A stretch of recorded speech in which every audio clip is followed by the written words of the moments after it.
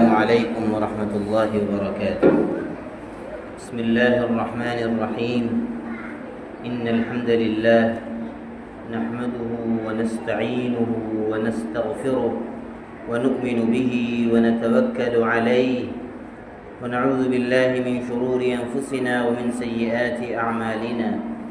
من يهده الله فلا مضل له ومن يضلله فلا هادي له. ونشهد أن لا إله إلا الله وحده لا شريك له.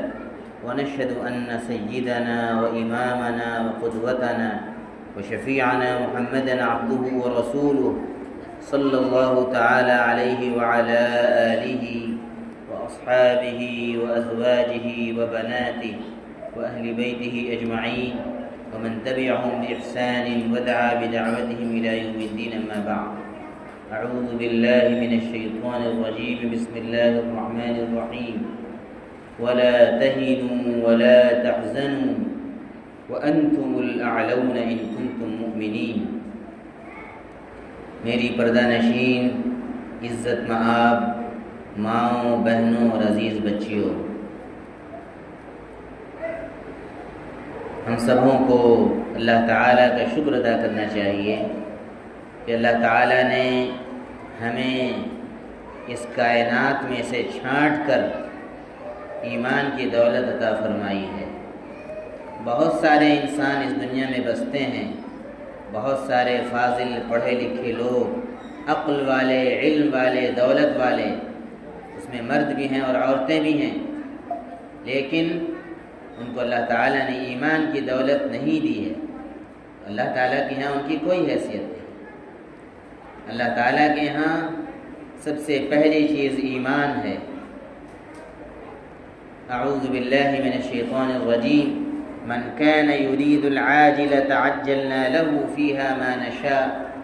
جو صرف دنیا چاہتا ہے، جو کچھ ملے مجھے جلدی جلدی یہاں مل جائے، عجلنا له فيها ما نشاء، تو ہم اس کے لیے دنیا کی زندگی میں جتنا چاہتے ہیں ہم بھی اس کو جلدی جلدی دے دیتے ہیں.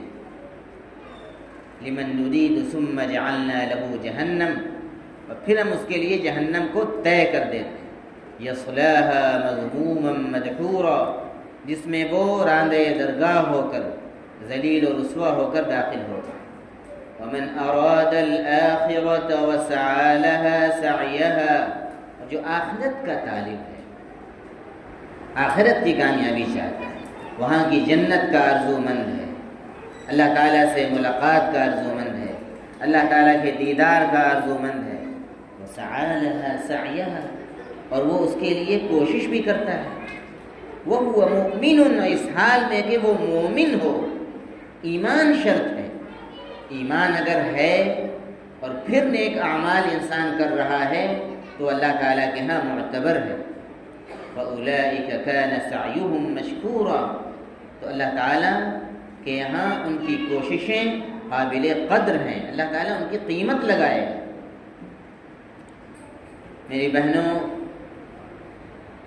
آپ لوگوں کو بہت مبارک اللہ تعالیٰ فرمائے کہ آپ یہاں اللہ کے گھر میں آتی ہیں اور اللہ اور اس کے رسول کی بات سنتی ہیں.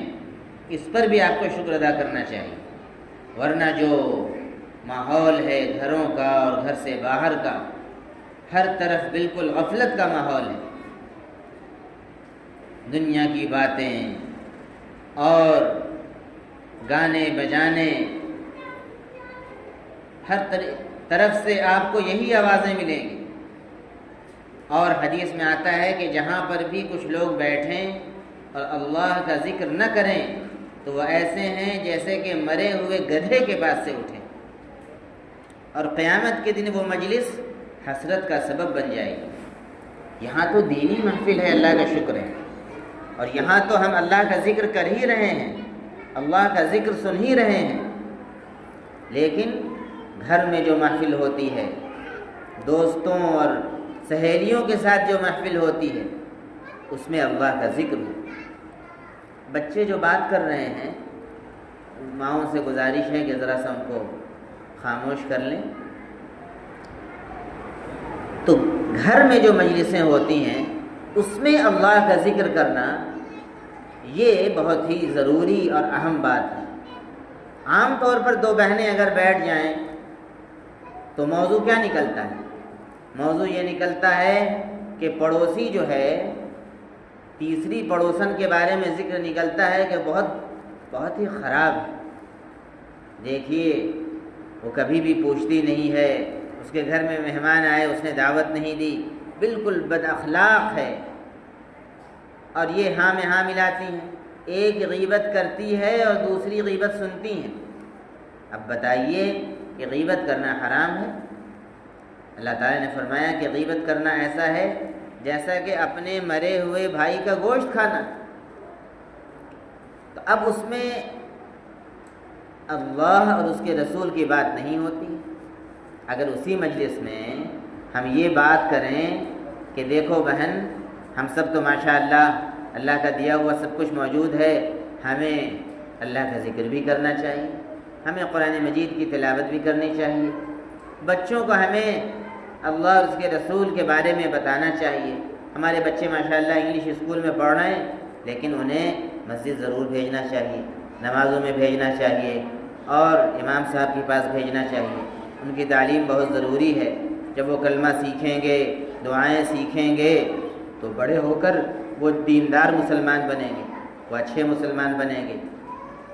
یہ بات بھی اگر آپ کر لیں اپنی بہن سے تو وہ مجلس دین کے مجلس ہوگی، اس میں اللہ کا ذکر آپ نے کر لیا، اللہ کی بات آپ نے کر لی، اللہ تعالیٰ کے یہاں وہ کل قیامت کے دن وہ مجلس جو ہے وہ آپ کے لیے ثواب کا باعث ہوگی۔ اور جہاں کہیں بھی کچھ لوگ بیٹھ کر اللہ کا ذکر کرتے ہیں، اکیلے میں آدمی اللہ کا ذکر کرے، اللہ تعالیٰ بھی اکیلے میں اس کو یاد فرماتے ہیں، اور مجمع میں یاد کرے تو اللہ تعالیٰ فرماتے ہیں کہ میں اس سے بہتر مجمع میں اس کو یاد کرتا ہوں، یعنی فرشتوں کے مجمع میں اس کو یاد کرتا ہوں۔ تو یہ ہمارے لیے بہت سعادت کی بات ہے۔ چند باتیں آپ کی خدمت میں عرض کرنا چاہتا ہوں۔ آپ سے گزارش ہے کہ بہت ہی غور سے اور توجہ کے ساتھ اس کو سن لیجئے۔ آپ ماشاءاللہ برابر آتی ہیں اور علماء کرام کے بیانات سنتی ہیں۔ ابھی ماشاءاللہ ہمارے محترم بھائی جماعت سے ماشاءاللہ تشریف لائے ہیں، ممبئی سے اتنی دور چل کر آپ کے پاس کتنی قیمتی باتیں آپ کو بتا رہے تھے نبی پاک صلی اللہ علیہ وسلم کی سنت کے بارے میں۔ سچی بات یہ ہے کہ اگر کوئی اپنے سامنے نبی پاک صلی اللہ علیہ وسلم کی زندگی کو رکھ لے، آپ کی سنتوں پر عمل کر لے، تو وہ دنیا و آخرت میں کامیاب ہے۔ دنیا اور آخرت میں کامیابی کا بس ایک طریقہ ہے کہ اللہ کا حکم مانے اور نبی کی سنت پہ چلے۔ خلاصہ اگر دین کا کہا جائے، اللہ کا حکم نبی کے طریقے پر اس کو گزار لینا، یہ دین ہے، یہ دین کا خلاصہ ہے۔ میں چند باتیں عرض کرنا چاہتا ہوں۔ پہلی بات تو یہ ہے کہ ہمیں اپنے ایمان کو مضبوط کرنے کی فکر کرنی چاہیے۔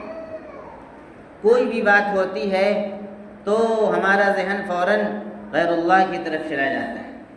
دیکھیے غیر مسلم شرک کرتے ہیں، وہ تو کھلا ہوا شرک کرتے ہیں، مورتیوں کی پوجا کرتے ہیں اور نہ جانے کن کن چیزوں کی پوجا کرتے ہیں، لیکن ایک مسلمان جو کلمہ پڑھنے والا ہے، مسلمان گھر میں پیدا ہوا، اس کے یہاں کوئی مسئلہ آ گیا تو وہ اللہ سے دعا کرنے کے بجائے اور صلاۃ الحاجت پڑھ کر نماز پڑھنے کے بجائے اس کا ذہن فوراً چلا جاتا ہے کہ چلو فلاں پیر صاحب کے یہاں اور فلاں بابا کے یہاں ان کی قبر پہ جا کے دعا کریں گے تو ہمارا کام بن جائے گا۔ یاد رکھیے یہ بھی شرک ہے، یہ بھی شرک ہے۔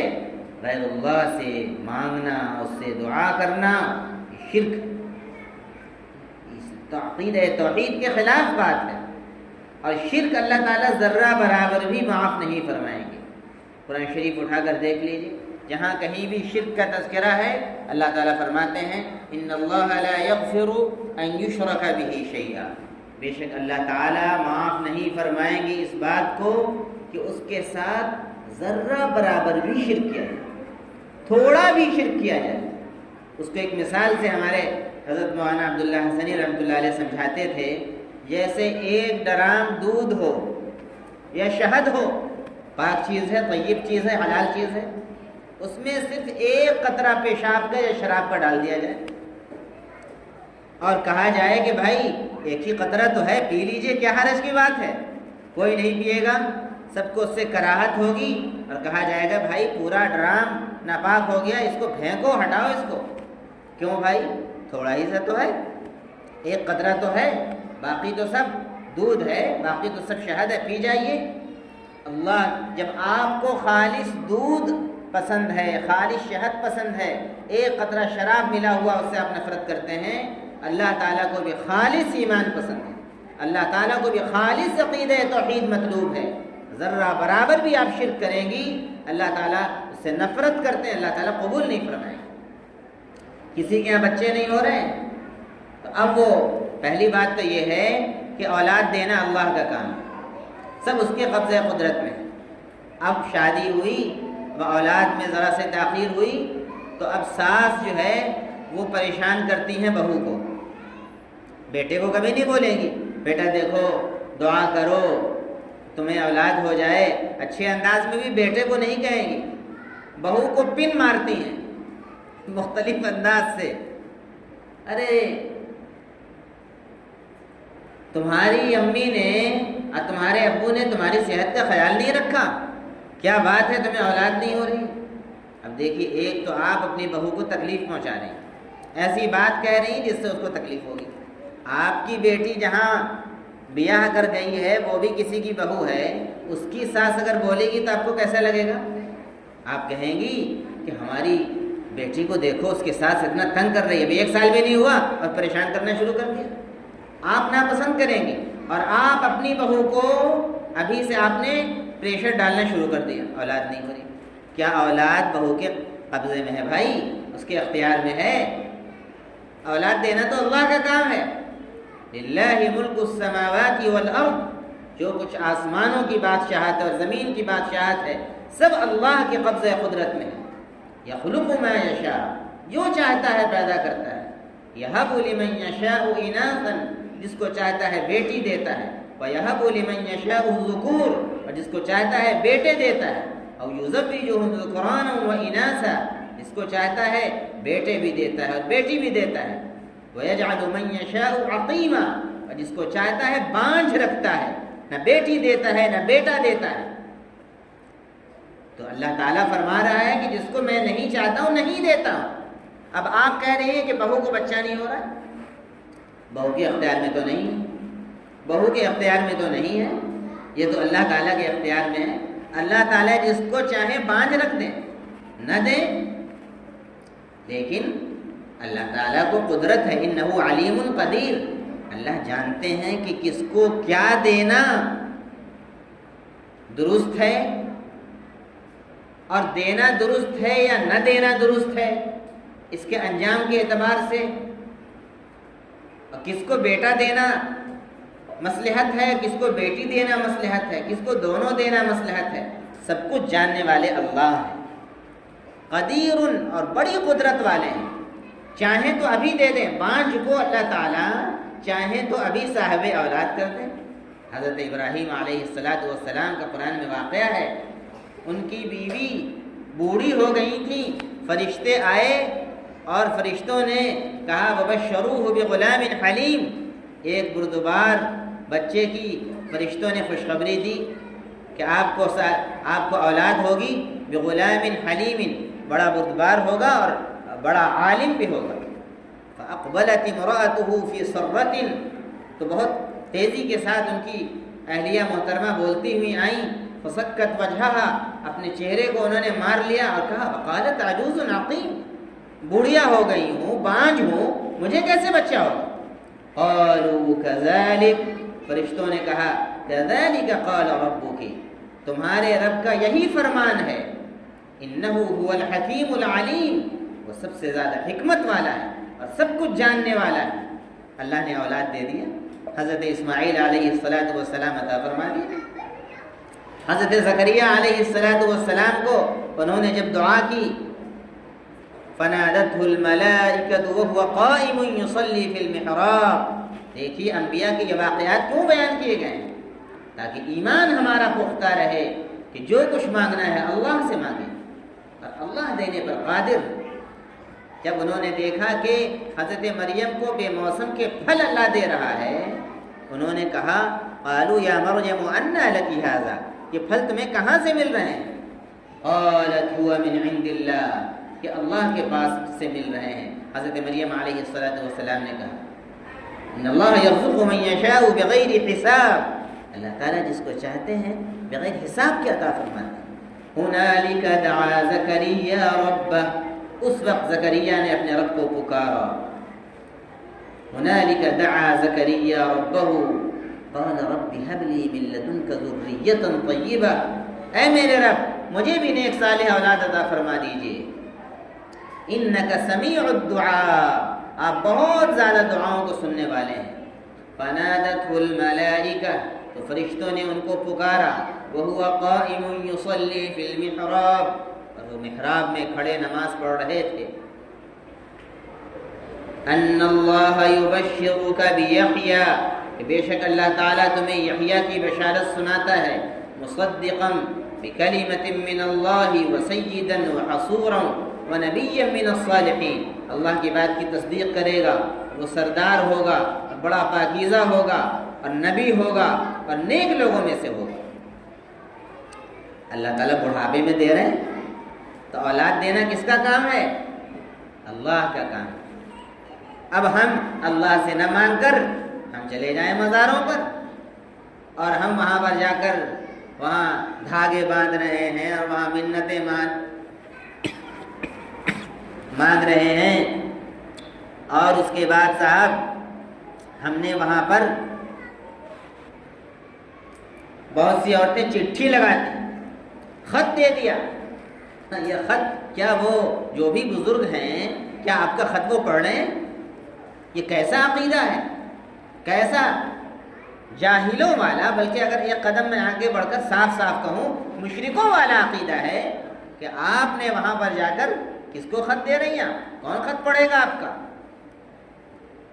اللہ لا الہ الا هو الحی القیوم، آیت الکرسی میں کیا کہا گیا ہے؟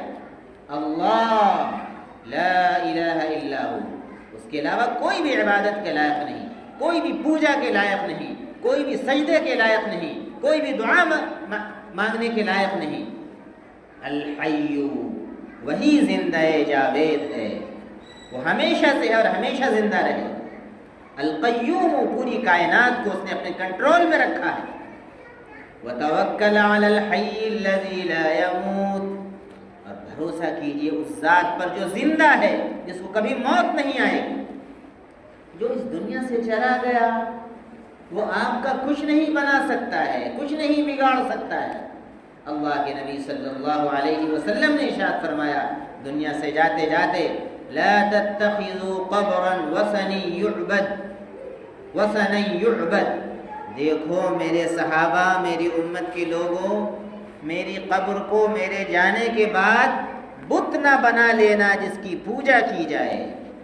لعن اللہ الیہود والنصارى، اللہ تعالیٰ یہود و نصارہ پر لعنت فرمائے۔ اتخذوا قبور انبیائہم مساجدا، کہ انہوں نے اپنے نبیوں کی قبروں کو سجدے گاہ بنا لی۔ جب اللہ کے نبی صلی اللہ علیہ وسلم نے اپنی قبر مبارک پر سجدہ کرنا منع فرما دیا، تو پھر کسی دوسرے کی قبر پر سجدہ کرنا کہاں سے جائز ہے؟ مانگنا کہاں سے جائز ہے؟ منتیں مانگنا کہاں سے جائز ہے؟ اس لیے میری بہنوں، ہمیں سب سے پہلے اپنے ایمان کو مضبوط کرنے کی ضرورت ہے، عقیدے کو درست کرنے کی ضرورت ہے۔ اور دوسری بات یہ مجھے عرض کرنی ہے کہ ہمیں شرعی پردہ کرنا ہے۔ پردہ کرنا ہر مسلمان عورت پر فرض ہے، بالغ ہونے کے بعد سے فرض ہے۔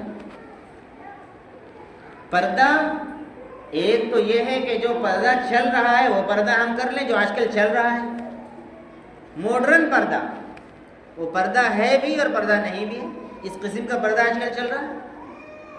شیطانی دماغ نے ایسے برقعے بازار میں لانچ کر دیے ہیں کہ اگر کوئی خاتون برقع نہ پہنے تو شاید اتنی توجہ نہ ہو جتنا برقع پہننے کے بعد توجہ ہو جاتی ہے۔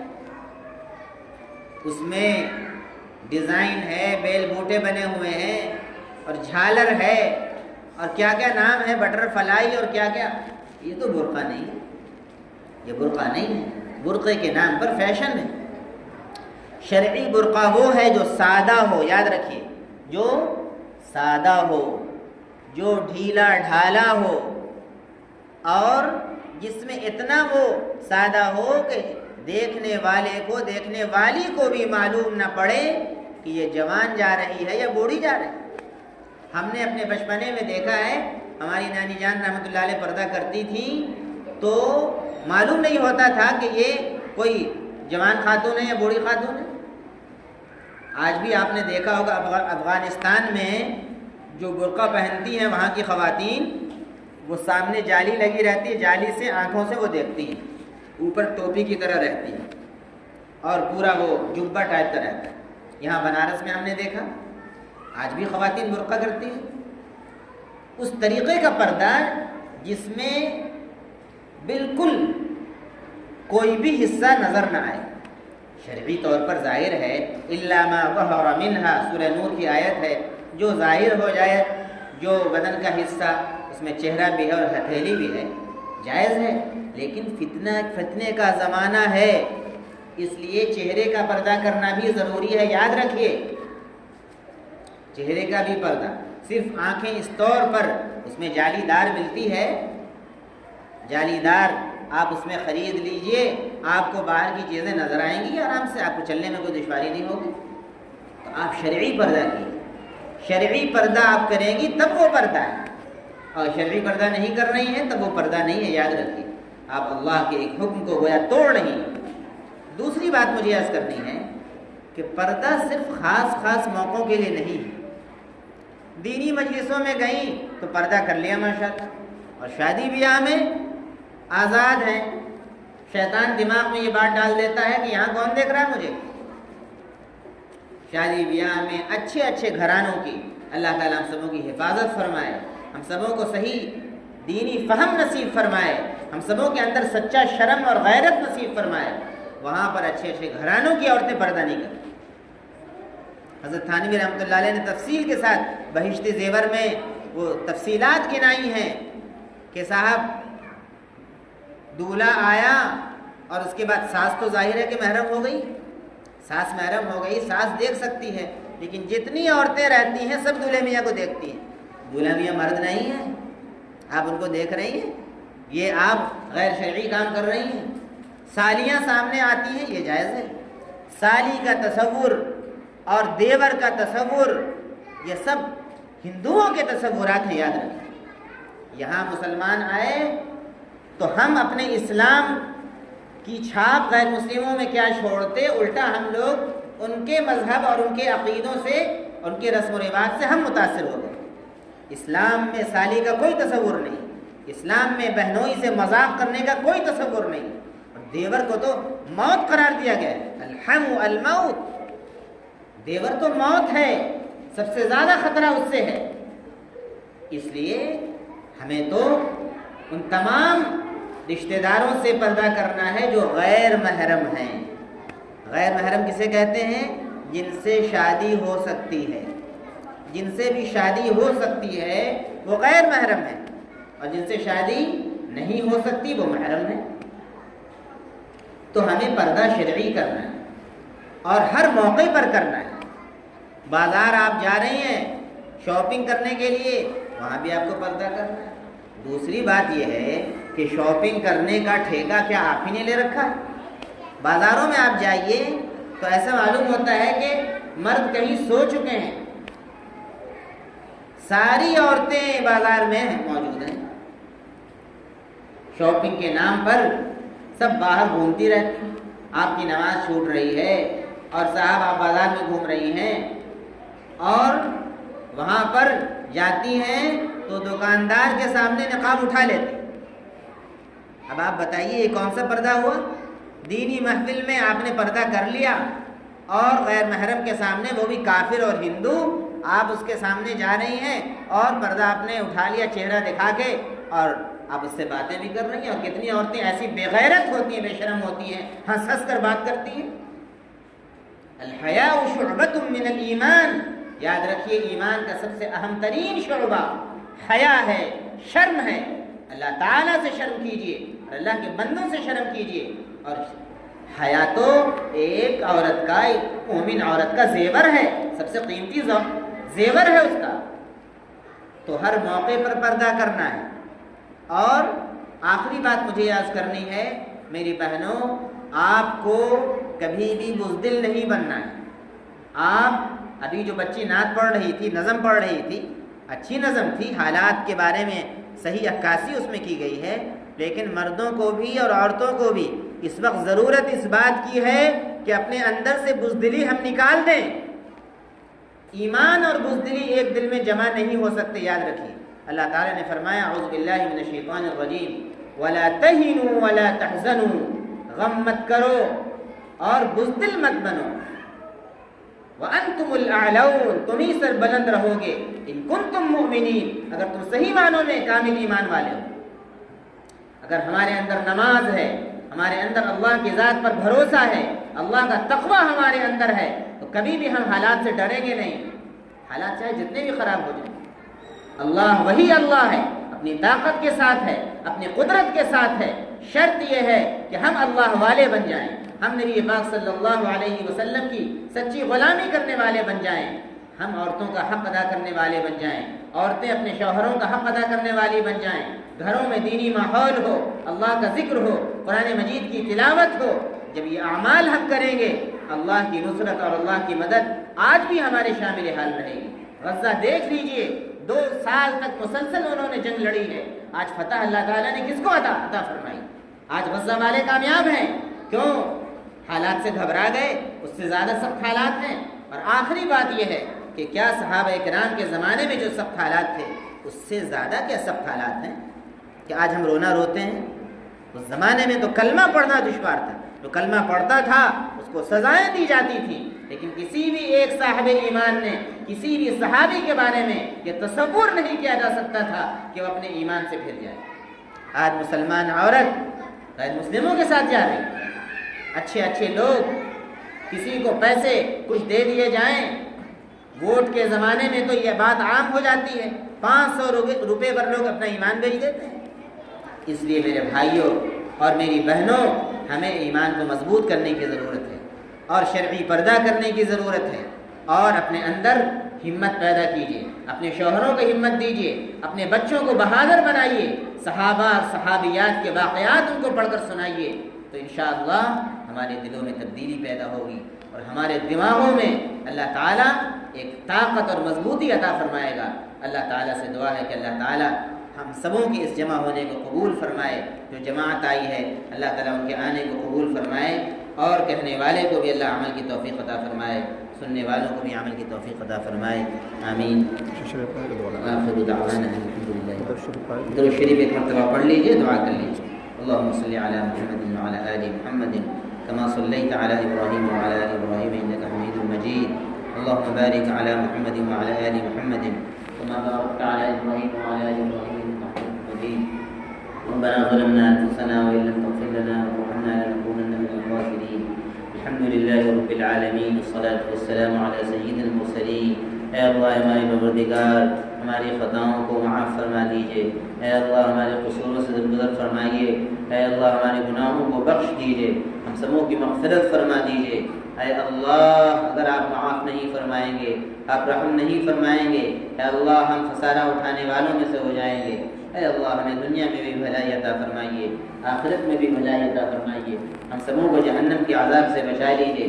اللہ دنیا اور آخرت کی ہماری تمام حاجتوں کو اے اللہ غیب سے پورا فرما دیجئے، ہمیں شریعت کے تمام احکامات پر عمل کرنے کی توفیق عطا فرمائیے۔ اے اللہ جتنی بھی یہاں پر خواتین آئی ہوئی ہیں، سب کی جائز مرادوں کو پورا فرما دیجئے۔ یا اللہ پوری دنیا میں مسلمانوں کا بول بالا فرما دیجئے۔ اے اللہ اسلام کو اے اللہ پوری دنیا میں یا اللہ غلبہ عطا فرما دیجئے۔ اے اللہ ہمیں ذکر کرنے والا بنائیے، قرآن کی تلاوت کرنے والا بنائیے، پورے طور پر شرعی پردہ کرنے والا بنائیے، دین کی دعوت دینے والا بنائیے، بھلائی کا حکم کرنے والا بنائیے اور برائیوں سے روکنے والا بنائیے۔ ربنا تقبل منا انك انت السميع العليم وارنا مناسكنا وتب علينا انك انت التواب الرحيم۔